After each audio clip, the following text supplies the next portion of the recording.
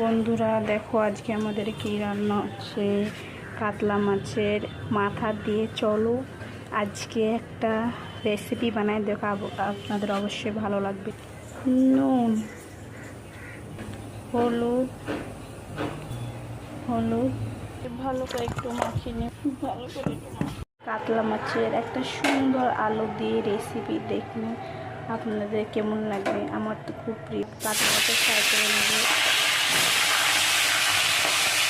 মুসুরির ডাল আর হয়েছে কাতলা মাছের ঝাল, আর এই দেখো বন্ধুরা লেবু ভাত, এই দেখো রুই মাছ, কাতলা মাছের তরকারি।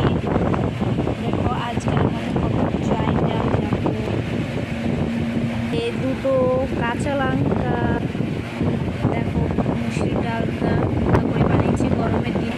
মুসুরির ডাল আর গন্ধরাজ লেবু চিপে ও অসাধারণ হবে খেতে। ডালটা পুড়িয়ে নেওয়ার পরে তারপরে ভাতের সঙ্গে ঢেলে গন্ধরাজ লেবু চিপে নিলাম। মাখানোর পরে এই দেখো এরকম করে মুখে চালান করে, আর আলু খুব সুন্দর। গরমের দিনে মুসুরির ডাল পাতলা করে আর গন্ধরাজ লেবু দিয়ে খান, বিশাল সুন্দর।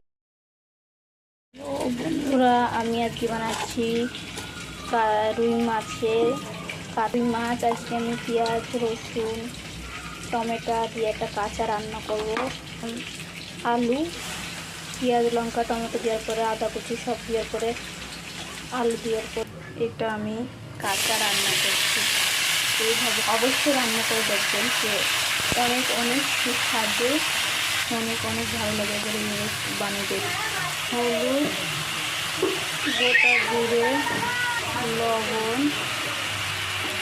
কাঁচা সরষের তেল নেড়ে ছেড়ে নেবে ভালো করে। তারপরে একদম ঢেকে দেবো অল্প ম্যাক্সিমাম 15 মিনিট। আলুটা সব ভালো করে কষে দেবো। সব রান্নার পরে আমি আর নাড়বো না, এরকম করে ঢেকে আস্তে আস্তে গ্যাসে আমি রান্না করবো। দেখো বন্ধুরা কত সুন্দর।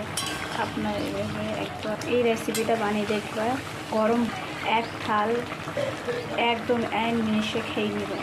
তাদের এই রেসিপিটা কেমন হয় সে কমেন্ট বক্সে বলুন।